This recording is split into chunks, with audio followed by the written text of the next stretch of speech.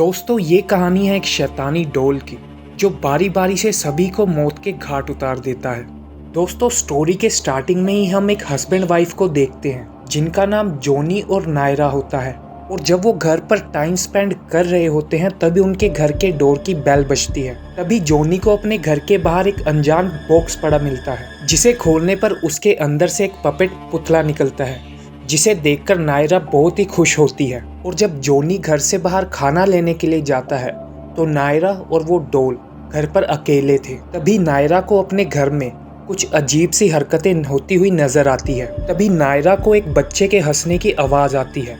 तब वो उसी कमरे में जाती है जहां पर उसने उस डोल को रखा था। और जब वो उस डोल के पास जाती है तभी किसी शैतानी ताकत ने नायरा को उठाकर कमरे से बाहर फेंक दिया था। तभी वो शैतानी ताकत नायरा को कमरे के अंदर ले जाती है और थोड़ी ही देर में जॉनी भी घर वापस आ गया था। जब जॉनी अपनी वाइफ को आवाज लगाता है तभी नायरा की भी आवाज कमरे में से आती है कि मैं इधर हूँ। और जब जॉनी कमरे के अंदर जाता है तो वो देखता है कि नायरा अपने ऊपर सफेद कपड़ा लपेटकर बैठी हुई है। और जब जॉनी कपड़ा हटाता है तो वो अपनी वाइफ की लाश वहां देखता है। और जब जॉनी पुलिस को फोन लगाता है तो पुलिस उसी पर शक कर कर उसे गिरफ्तार कर लेती है। और जॉनी के खिलाफ कोई भी सबूत ना मिलने के कारण पुलिस जॉनी को छोड़ देती है। पुलिस इस केस को यहीं पर बंद कर देती है। लेकिन जॉनी को यह पता लगाना था कि उसकी वाइफ का मर्डर किसने किया है, इसलिए वो उसी बॉक्स की छानबीन करता है जिसमें वो डॉल आई थी। और जॉनी देखता है कि उस बॉक्स के अंदर मैरी शाह लिखा हुआ है। और अगले ही सीन में जॉनी अपने घर जाता है। जब वह दरवाज़ा खोलता है तो उसे दरवाजे पर ही एक औरत नजर आती है जिसे वो पहले कभी नहीं मिला था। और वो अपना नाम डेजी बताती है। और वो बताती है कि वो उसके डैड की दूसरी बीवी है। जिमी अपने डैड से बहुत सालों के बाद मिल रहा था। और जब वो अपने डैड को देखता है तो वो एक व्हील चेयर पर थे। उन्हें कुछ ही समय पहले एक हार्ट अटैक आया था जिसके बारे में जॉनी को बिल्कुल भी नहीं मालूम था। और तभी जॉनी ने अपने डैड से मैरी शाह के बारे में पूछा और उसके डैड मैरी शाह के बारे में कुछ जानते थे, बट उन्होंने जॉनी को कुछ भी नहीं बताया। और रात को जब जॉनी सो रहा था तो उसके सामने वही डॉल वापस आकर बैठ जाती है जिसे देखकर जॉनी पूरी तरह से डर जाता है। और वो देखता है कि उस डॉल की आंखें हिल रही है और बहुत ही खौफनाक मंजर उसके सामने बन जाता है। और जब जॉनी लाइट जलाता है तो सब कुछ नॉर्मल हो जाता है। और अगले दिन जॉनी अपनी वाइफ के फ्यूनरल के लिए कब्रिस्तान जाता है। और वहीं पर जॉनी को एक बूढ़ी औरत मिलती है जो जॉनी को बताती है कि तुम्हारी वाइफ को और किसी ने नहीं बल्कि मैरी शाह ने मारा है। और उसने उसे बताया कि अगर वो मैरी शाह को मारना चाहता है तो उसे उसके पपेट को दफनाना पड़ेगा। और जॉनी भी उसी रात उस पपेट को दफनाकर घर वापस आ जाता है। और जब जॉनी पीछे मुड़कर देखता है तो वही पपेट उसके सामने बैठा हुआ था, लेकिन वो पपेट खुद नहीं बल्कि एक पुलिस ऑफिसर उसे वापस लेकर आया था। और पुलिस ऑफिसर उसे बताता है कि ये तुम्हारी वाइफ के मर्डर का एक सबूत है, तुम इसे नहीं दफना सकते। लेकिन जॉनी भी इस बात में जिद्दी था। वो दोबारा जाकर उस पपेट को वहीं पर दफना देता है। और तभी उसे वहां पर वही बूढ़ी औरत मिलती है और उसका पति भी। तभी उसका पति जॉनी को अपने साथ ले जाता है और उसे मैरी शाह की पूरी कहानी बताता है।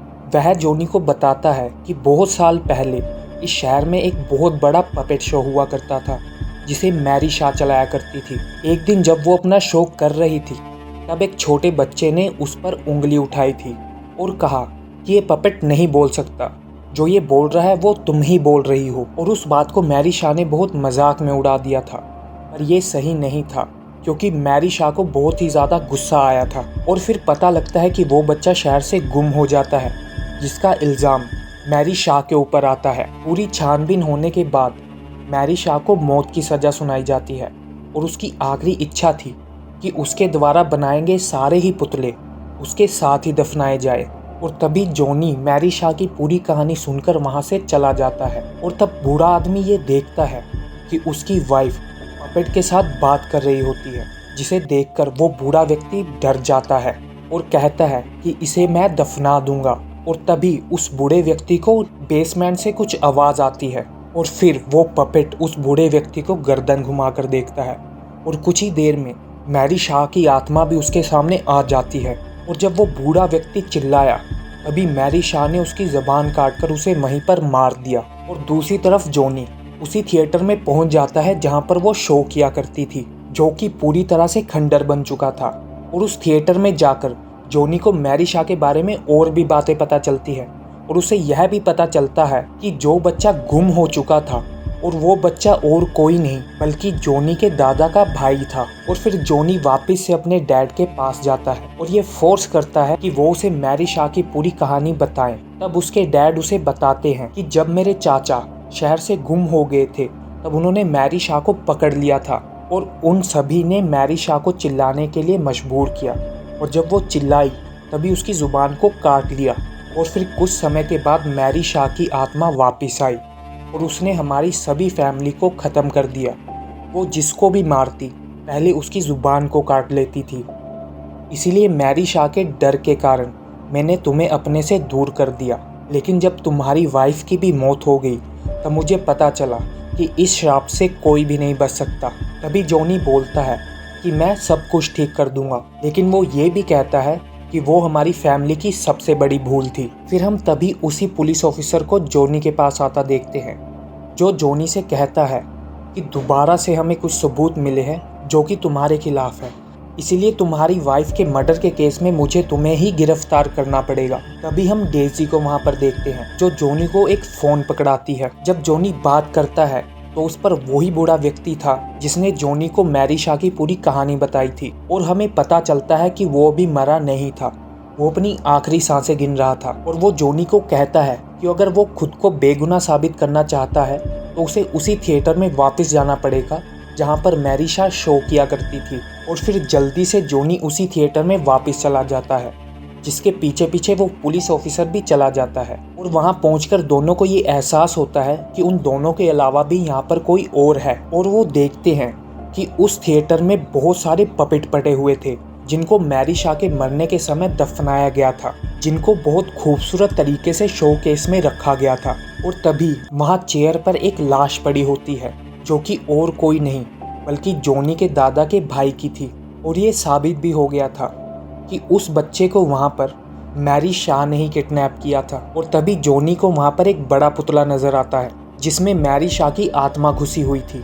और तभी जॉनी पूछता है कि तुमने मेरी वाइफ को क्यों मारा। तब मैरी शाह बोलती है कि तुम्हारी वाइफ पेट से थी और तुम अपने खानदान के इकलौते वारिस हो और मैं तुम्हारे पूरे खानदान को खत्म करना चाहती थी। और इतनी बात सुनते ही उस पुलिस ऑफिसर ने उस पुतले पर गोली चला दी। और तभी हम देखते हैं कि वहाँ पर रखे सभी पुतले जिंदा हो जाते हैं और फिर वो पुलिस ऑफिसर उन पर भी गोली चलाता है। जॉनी के हाथ में जो लालटेन थी वो उन पुतलों पर देकर मार देता है, जिससे कि सारे पुतले जल जाते हैं। और जब ये कारनामा कर कर वो दोनों यहाँ से भागना चाहते हैं तभी पुलिस ऑफिसर का पैर फिसल जाता है। और जब मैरी शाह उस पुलिस ऑफिसर के सामने आई तब उस पुलिस ऑफिसर की चीख निकल गई और तभी मैरी शाह ने उसकी जुबान को काटकर उस पर वहीं पर मार दिया। लेकिन जॉनी वहां से किसी तरह कर भाग जाता है। लेकिन जॉनी को ये पता लग गया था कि मैरी शाह अपने पपेट्स के कारण जिंदा रहती है और उसे याद आया कि उसका एक पपेट अभी भी बचा हुआ है जो कि उस बूढ़े व्यक्ति के घर पर है।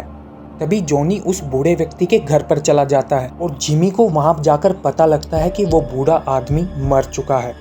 और वो जब उसकी वाइफ से उस पुतले के बारे में पूछता है तो उसकी वाइफ बताती है कि जिस पुतले की वो बात कर रहा है उसको उसी के डैड यहाँ से लेकर जा चुके हैं। तभी जॉनी को शक हुआ कि उसके पिता तो चल भी नहीं पाते, वो उस पुतले को यहाँ से कैसे ले जा सकते हैं। तभी जॉनी अपने घर वापस आता है और जॉनी उसी पपेट को वहाँ पर देखता है जो कि आखिरी पपेट था। और जब जॉनी उसे उठा रहा होता है तभी मैरी शाह की आत्मा भी वहाँ पर आ जाती है। और इतने में मैरी शाह की आत्मा जॉनी को कुछ कर पाती उससे पहले ही जॉनी उस पपेट को उठाकर आग में फेंक देता है, जिसके कारण मैरी शाह की आत्मा भी वहाँ से चली जाती है। और जब जॉनी अपने डैड को वहाँ पर देखता है तो वो भी मर चुके थे, लेकिन जॉनी को कुछ उसमें अजीब लगा।